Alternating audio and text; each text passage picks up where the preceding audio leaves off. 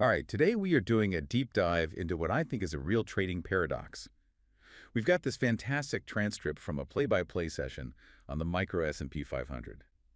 And the bottom line, the P&L at the end of the day, is green. It's profitable. Oh, solidly profitable. But the trader themselves, they are absolutely furious with their own performance. It's the perfect example of that process versus outcome battle. This is really an autopsy of a profitable day that, by all rights, should have been a disaster. So our mission here is to unpack why a disciplined trader would knowingly break their own golden rule. Not once, but twice. And, crucially, how a specific risk tool saved them from themselves. So let's set the scene. It starts with the pre-market context. Right. The analysis flagged an 83% probability of a narrow trading range. And what does that mean for you, the listener? It's basically statistical code for stay away. The market was completely pinned between the SD2 and SD2 levels. Those are the standard deviation bands, the expected edges of volatility for the day. Exactly. So think of it like an electric fence. The price is supposed to stay inside. And if it touches the edge, you expect it to bounce back in, not break through. And for hours, that's exactly what it did. The transcript calls it watching paint dry. The trader even wrote down that there was, and I'm quoting here, no meat on the bone to justify risking any capital. They basically checked out for the day. Which is always when the trap springs. Always. He gets distracted, starts watching the Dow Jones, loses focus on the S&P, and then Yeah, bam, the spike happens. he completely missed it. And because he was distracted, he didn't assess the situation, he just reacted. Yeah. Pure FOMO, fear of missing out, kicked in. And this brings us to trade one. He saw the breakout, and he chased it. He bought a long position right at that SD2 level we just mentioned. Which is mistake number one. But the real problem, the cardinal sin here, is where that SD2 level is located. It was inside the offer zone. The offer zone. And in this particular system, the rule is crystal clear. You do not buy in the offer zone, ever. Because that's where the sellers are.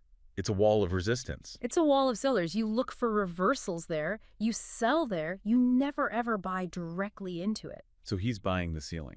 He is buying the ceiling. And predictably, the market immediately rejects that price. It goes up a couple of ticks and then slams right back down. But, and this is the crazy part, he didn't lose any money. Not a dime. This is where the system saved the human. He was using this tool, the volatility factor, or VF. An automated risk manager? Exactly. Because the price moved up just a tiny bit in his favor at first, the VF automatically dragged his stop loss up to his entry point to break even. So the algorithm saw the volatility and basically locked the door before the fire started. Right. He got kicked out of the trade with zero loss. A bullet dodged. Now, logically, you just walk away at that point. You broke a rule, you got away with it, go get some coffee. But he didn't. The transcript shows he felt cheated. That emotion is so dangerous. He felt the stop out robbed him of a potential win. So when the price dipped just a little back to the SD1 level, still way up high, he jumped right back in. Buying in the offer zone. Again. The same mistake, maybe 5 minutes later.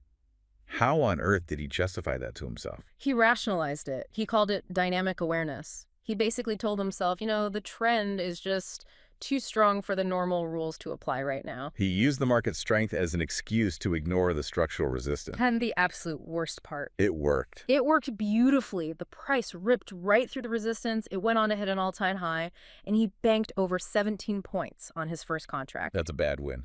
The most dangerous kind of win. And the source material is brutally honest about this. The trader labels it a mistake, says they were lucky. Because if you force a trade in a prohibited zone out of frustration, you are gambling. You're not trading your plan. It feels like the big takeaway here isn't even about the market. It's about having guardrails. That volatility factor, that automated stop, was the only adult in the room. It really was.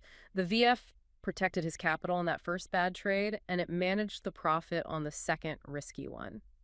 It just goes to show human discipline is finite.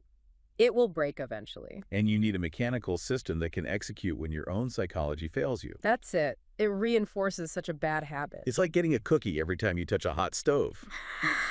Eventually, you're going to get seriously burned. That is the perfect analogy. So here's the question we want to leave you with today.